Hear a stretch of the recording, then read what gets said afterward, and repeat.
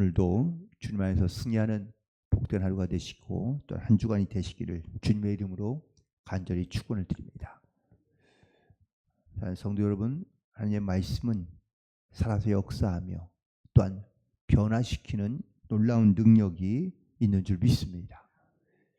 먼저 구약 시대의 대표적인 어떤 개혁군주, 복음으로 말씀으로 돌아가기를 힘썼던 왕 중에 하나가 바로 요시야 왕이라는 이름이 있는데요.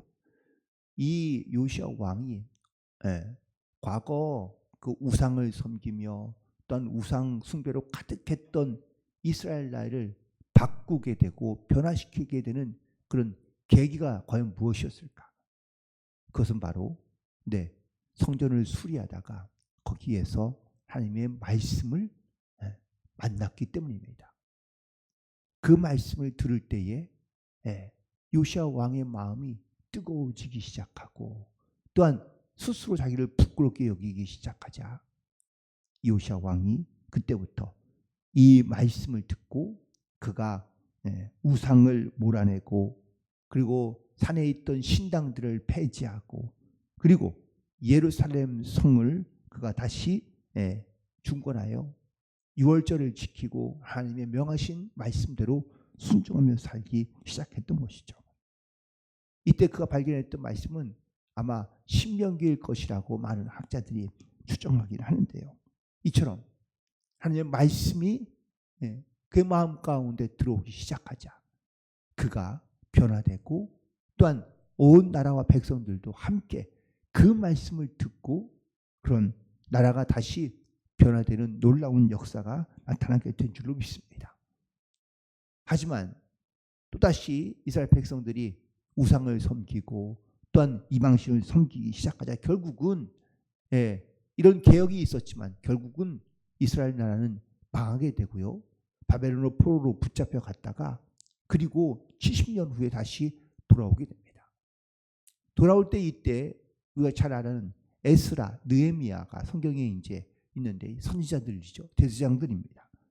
그런데 이런 사람들 가운데 역시 또 하나님의 말씀으로 사로잡혀 하나님의 말씀이 그 가운데 역사하게 되자 이 에스라가 그 말씀에 붙들려 그 말씀을 의지하여 이스라엘 백성들 가운데 하나님의 말씀을 선포하고 그리고 자기들이 갖고 있던 모든 잘못된 습관들을 다 내어버리고 그리고 다시 말씀으로 돌아가 다시 예루살렘을 중건하게 되고 그리고 또한 하나님의 거룩한 백성으로 살아가게 된 줄로 믿습니다. 중세에 있는 종교 개혁자들도 마찬가지입니다. 물론 성경도 읽고 말씀도 읽지만 너무 지나치게 어떠한 요식행위나 의식을 강조하고 선행을 강조하면서 하나님의 말씀으로부터 멀어졌던 겁니다. 이때에 어떤 수도원에서 하나님의 말씀을 공부하던 특히 로마의 말씀을 읽던 이 루터의 마음 가운데 하나님의 말씀에 깨달음을 주시자 그가 그 말씀을 의지하고 그 말씀을 붙잡고 종교개혁을 일으키는 그런 놀라운 종교개혁의 시작을 보게 됩니다. 그가 종교개혁을 할 때 특별히 두려운 마음 그리고 어떤 여러 가지 많은 어려움이 있었지만 그가 성경을 번역하고 또한 그 성경이 하나님의 말씀이 많은 사람들 가운데 읽혀지기 시작하면서 진정한 종교개혁이 시작된 것을 보게 됩니다. 이처럼 하나님의 말씀이 우리 가운데 깨달아지고 들어오기 시작하면 그때부터 그 말씀을 통하여 우리의 삶이 우리의 생각이 또한 우리의 중심이 바뀌고 달라지는 놀라운 역사가 나타나게 될 줄로 믿습니다. 오늘 본문에 있는 마지막 20절에 있는 말씀 가운데 보면 말씀이 세력을 얻었다. 흥왕하여 말씀이 힘이 있어 흥왕하여 세력을 얻었다라고 이렇게 말씀하고 있는데요. 이 말씀이 힘이 있고 또한 부흥하기 시작하며 또한 힘이 능력이 나타나기 시작할 때 어떤 역사와 어떤 일들이 일어나게 되는지 오늘 본문에서 세 가지를 얘기하고 있는데 첫 번째는 바로 부흥이 일어났다라는 사실을 말씀하고 있습니다. 10절에 있는 말씀에 보니까 두 해 동안 이같이 하니 아시아에 사는 자는 유대인이나 헬라인이나 다 주의 말씀을 들었다라고 이렇게 기록하고 있습니다. 특별히 이 두란노 서원에서 바울은요 2년 동안이나 계속해서 하나님의 말씀을 가르칩니다. 날마다 하나님의 말씀을 가르치고 증거하자 이 두란노 서원에 와서 하나님의 말씀을 들은 자가 아시아에 사는 모든 유대인이나 헬라인이 다 이 주의 말씀을 들었고 그 주의 말씀을 들은 자들이 그냥 머물러 있는 것이 아니라 다시 자기의 사는 각각의 동네로 흩어져서 복음을 증거하며 또한 그 복음의 증인으로 살아가게 되는 것을 보게 됩니다. 재밌고 놀라운 사실을 보면 바울이 가는 곳곳마다 교회를 세우고 또한 복음의 역사가 일어났지만 이 그 초대교회 중에서는요 바울이 직접 가서 개척하지 않은 교회들도 있다는 사실입니다. 이유는 바로 바울의 복음을 들은 사람들이 이 두란노 서원에서 하나님의 말씀을 듣는 또한 그 말씀을 통하여 깨달음을 얻게 된 또한 진리를 알게 된 변화된 사람들이 다시 자기의 집으로 돌아가서 복음을 전하기 시작하고 또한 그 말씀이 전해지기 시작하면서 그곳에 자연스럽게 교회가 세워졌다는 사실이죠. 어찌 보면 저희 교회의 역사도 마찬가지입니다. 저희들의 설립자였던 복정채 선생이 해성에 갔다가 거기서 하나님의 말씀을 듣고 그리고 이곳에 돌아와서 여기에서 자기의 서당에서 아이들에게 말씀을 가르치기 시작한 것으로부터 시작이 되었기 때문이죠. 여러분 이렇듯 하나님의 말씀이 우리 가운데 들어오면 이 말씀이 내 삶을 변화시키고 나를 통하여 하나님을 알게 하는 놀라운 그런 성경적인 부흥의 역사가 하나님께서 나타나게 해주시는 줄로 믿습니다. 그러므로 우리도 하나님의 말씀에 붙들려 이 말씀을 가지고 다음 대에 나아가는 우리 모두가 되기를 간절히 소망합니다. 두 번째는 이 말씀이 힘이 있고 또한 이 말씀을 통하여 능력이 나타나고 기적이 일어났다라는 사실인 것이죠. 바울의 기도할 때마다 많은 기적과 이적이 나타났습니다. 병자들이 고쳐지고 안진뱅이가 일어나고 심지어 죽은 사람도 살아나는. 그런데 바울에게 기도받기가 쉽지 않은 거죠. 바울은 한 사람이고 기도받기를 원하는 사람은 무수히 많으니까요. 그래서 사람들이 이 바울의 몸에 갖고 있던 손수건이나 앞치마를 가지고 가서 그걸 얹고 기도했는데 놀랍게도 그 바울이 사용하던 손수건이나 앞치마를 얹어도 기적이 나타나고 놀라운 능력이 나타나는 겁니다. 12절에 있는 말씀이죠. 사람들이 바울의 몸에서 손수건이나 앞치마를 가져다가 병든 사람에게 얹으면 그 병이 떠나고 악귀도 떠났다라는 사실입니다. 여러분 여기서 우리가 반드시 깨달아야 될 것은 성령이 역사하고 말씀이 역사하면 그러면 이렇게 직접 바울의 기도하지 않아도 그가 만졌던 그 몸에 있었던 손수건이나 앞치마를 가져가도 병이 떠나고 악귀도 떠나게 된 줄로 믿습니다. 그런데 여기서 중요한 것은 이게 어떠한 바울이 갖고 있는 능력도 아니고 또한 바울의 몸에 있었던 손수건이나 앞치마가 능력이 있는 게 아닙니다.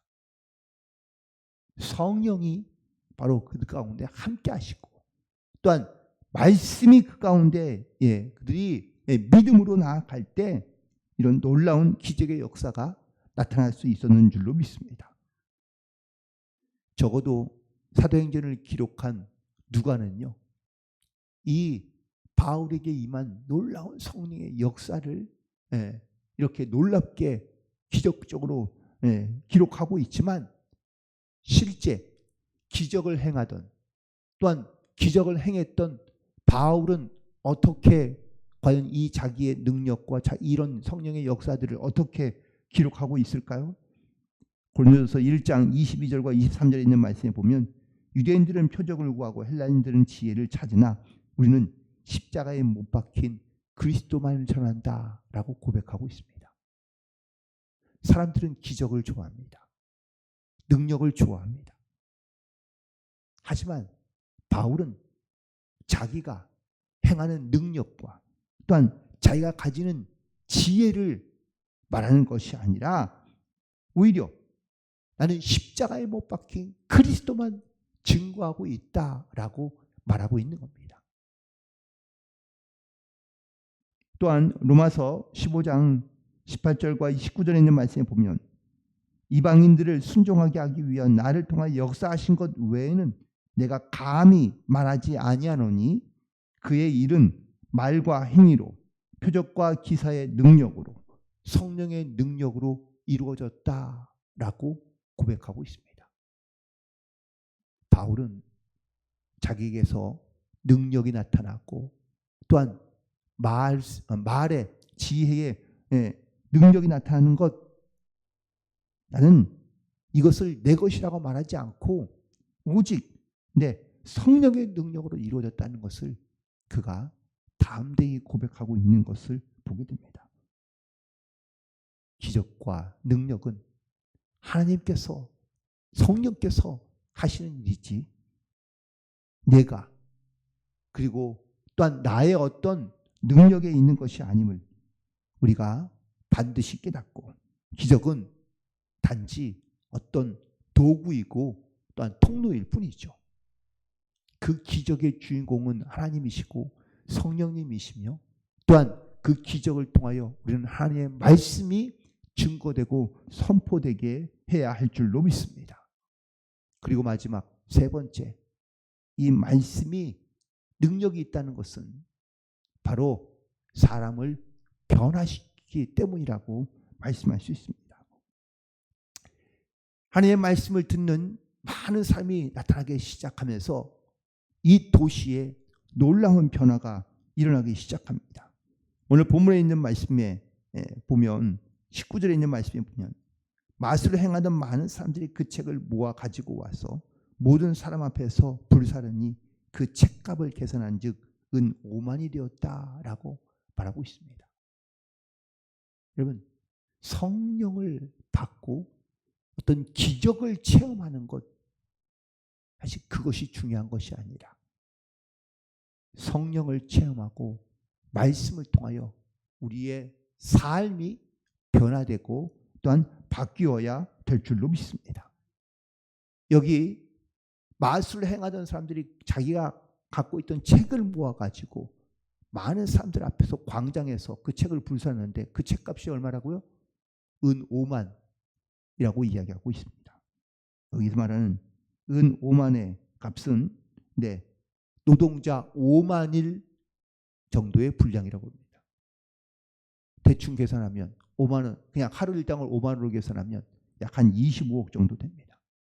책을 불사른 책값이 25억 정도 됐다는 거예요. 상상할 수 없는 일입니다. 그런데 이렇게 자기가 갖고 있던 모든 책들을 왜 그들이 불살했을까? 자기들이 갖고 행하던 능력이나 아니면 자기들이 갖고 있던 지식보다 성령의 능력과 말씀의 능력이 훨씬 더 강하고 크다는 것을 그들이 깨달았기 때문인 겁니다. 이것이 바로 변화, 이것이죠. 이것이 바로 변혁인 것입니다. 그런데 오늘날의 시대는 죄송하지만 거꾸로 가고 있습니다. 말씀의 능력, 말씀을 사모하고 말씀을 우리가 바라며 기대하는 것이 아니라 오히려 반대로 말씀의 기갈, 말씀의 능력이 나타나지 않는 그런 시대 가운데 우리가 살아가고 있다라는 겁니다. 그 이유 중에 하나는 우리가 말씀을 너무 가볍게 여기고 또한 동시에 우리가 말씀을 너무 흔하게 듣기 때문입니다. 그러니 말씀에 대한 사모함이 없습니다. 말씀이 식상해져서 이 말씀의 능력이 나타나지 않는 겁니다. 영향력도 없는 겁니다. 그런데 이런 현상을 이미 아모스 선지자가 하나님의 말씀으로 선포했죠. 아모스서 8장 11절에 있는 말씀입니다. 주 여호와의 말씀이니라. 보라, 날이 이를지라.